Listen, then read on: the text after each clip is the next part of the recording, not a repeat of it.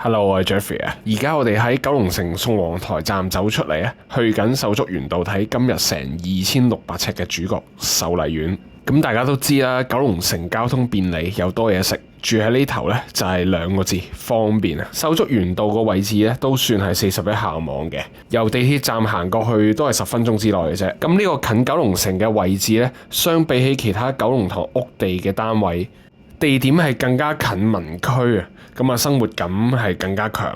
咁如果你都中意九龍塘低密度嘅單位呢，可以直接 WhatsApp 打電話或者 email 俾我。我嘅聯絡方法呢已經喺畫面度見到啦。嗱，九龍塘一聽呢2個字呢，大家都覺得一定貴啦。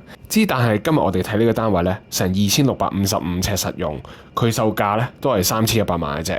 咁講緊尺價11700蚊咋，仲要係複式單位，有平台，有埋天台添。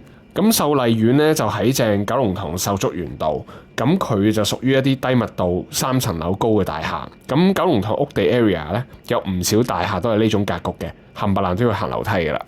呢個單位咧係 B 單位嚟嘅，2655尺啦，講咗好多次啦，有成5間房啊！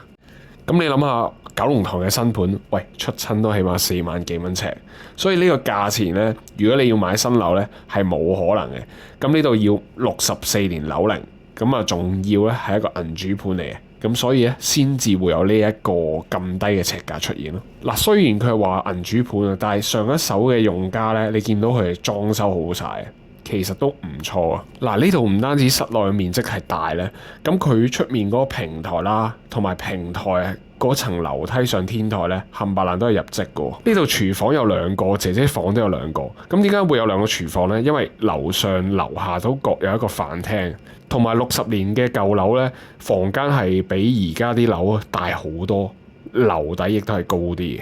咁講翻銀主盤呢件事啦，好多買家咧一聽到銀主盤咧就覺得，喂，係咪會有啲問題咧？就買銀主盤平就話平啲啫。咁其實銀主盤咧只係代表上一手業主咧係供唔起樓，咁由銀行接管負責出售嘅啫。咁本身銀主盤咧係一啲問題都冇嘅，所有文件都好透明。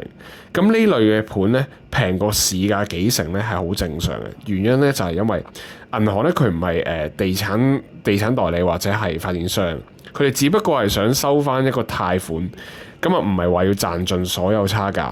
嗱，雖然就話銀主盤通常開價都比較平，但係銀行都係買家嚟㗎嘛，佢都要賺錢㗎嘛。嗱，如果有2個相同嘅準買家咧，佢俾個價錢都係差唔多嘅話咧，講真，到頭來都係鬥邊個出價高啲，邊個買到嘅嘢。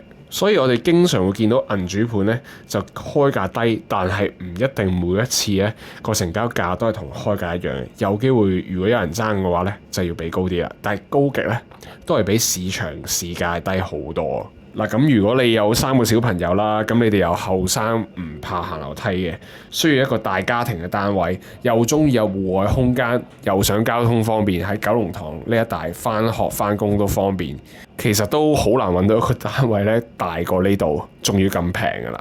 所以心動不如行動，我等緊你哋電話啦，拜拜。